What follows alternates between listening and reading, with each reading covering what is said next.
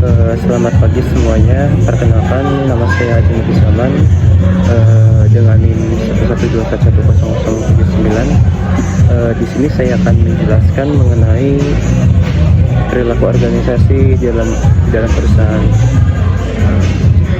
Pengertian perilaku organisasi di dalam perusahaan menurut saya di sistem ilmu yang mempelajari bagaimana individu dan kelompok berinteraksi dalam suatu organisasi. Ini berfokus pada aspek manusia dalam organisasi dan bagaimana perilaku mereka mempengaruhi kinerja budaya organisasi secara keseluruhan. Dengan mempelajari perilaku organisasi perusahaan dapat membentuk keputusan yang membuat keputusan yang lebih baik mengenai manajemen sumber daya manusia, desain organisasi, dan strategi kepemimpinan.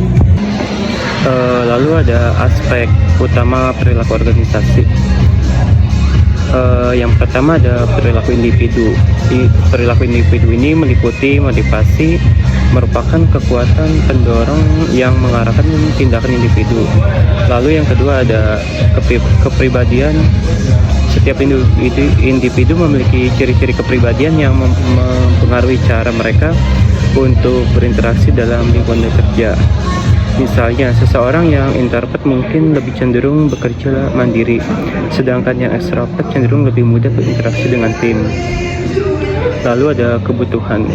Perusahaan perlu memahami berbagai kebutuhan individu, mulai dari kebutuhan psikologis, rasa aman, hingga kebutuhan untuk dihargai agar dapat merancang kebijakan dan inisiatif yang tepat. Lalu yang kedua ada perilaku kelompok. Perilaku kelompok ini terdapat dinamika kelompok dalam organisasi. Kelompok kerja memiliki peran penting dalam menentukan kinerja dan kesuksesan. Dinamika ini mencakup bagaimana kelompok saling berinteraksi, berbagi tugas, dan memecahkan masalah. Lalu yang kedua ada komunikasi. Komunikasi yang efektif sangat penting untuk kelancaran kerja dalam tim. Gangguan komunikasi dapat menyebabkan kesan konflik atau bahkan penurunan norma moral. Yang ketiga ada konflik dapat timbul dalam organisasi karena perbedaan pendapat, tujuan, dan gaya kerja. Penting untuk mengelola konflik dengan cara yang konstruktif untuk memastikan organisasi tetap berjalan dengan baik. Yang ketiga ada kepemimpinan. Gaya kepemimpinan yang efektif sangat penting dalam mempengaruhi motivasi dan kinerja karyawan. Lalu ada strategi kepemimpinan. Kepemimpinan yang baik harus mampu merancang strategi yang mengoptimalkan kinerja tim dan organisasi. Hal ini melibatkan pengambilan keputusan yang tepat, pemberdayaan karyawan, dan komunikasi yang jelas. Lalu ada budaya organisasi. Yang pertama ada nilai dan norma. Budaya organisasi mencerminkan nilai norma yang dianut oleh perusahaan yang kemudian mempengaruhi cara orang berperilaku di tempat kerja. Budaya yang kuat akan menciptakan identitas perusahaan yang jelas dan dapat mempengaruhi kepuasan dan loyalitas karyawan. Lalu yang terakhir ada praktik budaya ini meliputi cara-cara organisasi mengelola pekerjaan dan cara berinteraksi dengan karyawan dan bagaimana keputusan dibuat. Sebagai contoh, perusahaan dengan budaya inovasi mungkin akan mendorong karyawannya untuk berpikir kreatif dan berani mengambil resiko. Lalu yang kelima ada struktur organisasi. Struktur organisasi dibagi menjadi beberapa, yaitu yang pertama ada desain organisasi. Struktur organisasi yang baik akan memfasilitasi komunikasi dan koordinasi antar bagian. Desain organisasi dapat berupa struktur hierarki, matriks, dan desentralisasi, tergantung pada kebutuhan dan ukuran organisasi. Lalu yang kedua ada hierarki. Struktur ini menunjukkan tingkat otoritas dan jalur pengambilan keputusan dalam organisasi. Lalu yang terakhir ada pengambilan keputusan. Di dalam struktur organisasi, pengambilan keputusan dapat bersikap top down, dari atas ke bawah, atau bottom up, dari bawah ke atas. Pengambilan keputusan yang baik akan mengoptimalkan efektivitas dan efisiensi organisasi. Lalu ada faktor yang mempengaruhi perilaku organisasi.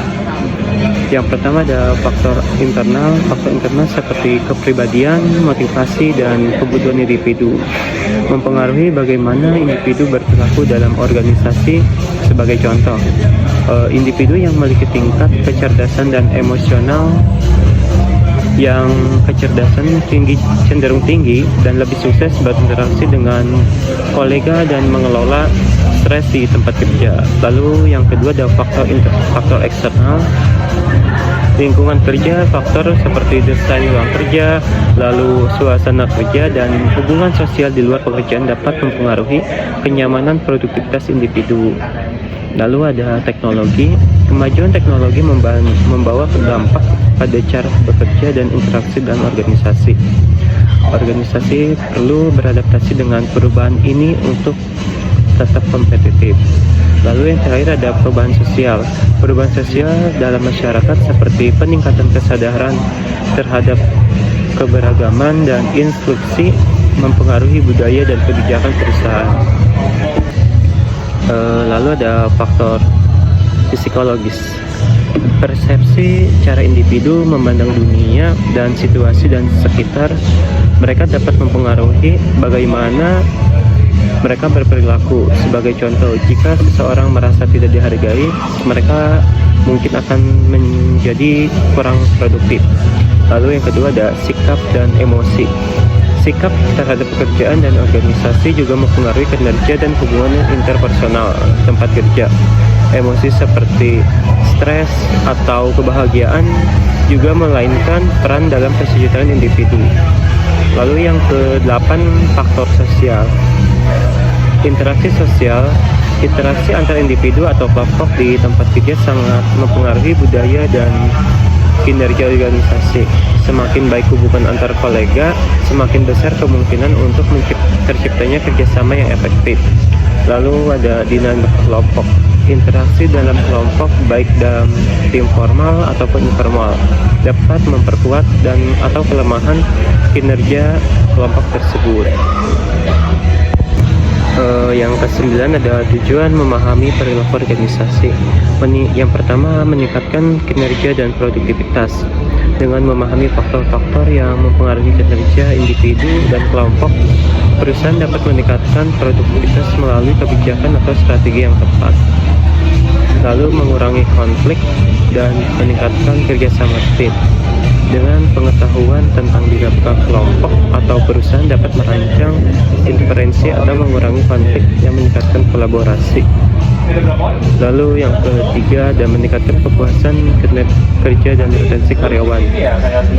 Pemahaman tentang kebutuhan dan motivasi individu dapat membantu perusahaan dalam merancang program yang meningkatkan kepuasan kerja dan mengurangi turnover karyawan. Lalu yang keempat ada membangun budaya organisasi yang positif. Perusahaan memiliki budaya yang sehat akan lebih mampu menarik dan mempertahankan talenta terbaik serta mendorong inovasi. Lalu yang terakhir ada mengembangkan kepemimpinan yang efektif. Kepemimpinan yang memahami perilaku organisasi akan lebih mampu mengambil keputusan efektif, motivasi tim, dan menciptakan lingkungan kerja yang produktif. Lalu yang ke-10 ada manfaat memahami perilaku organisasi. Yang pertama ada efisiensi dan efektivitas. Perusahaan yang memahami perilaku organisasi dapat merancang proses dan sistem yang lebih efisiensi dan efektif dalam mencapai tujuannya.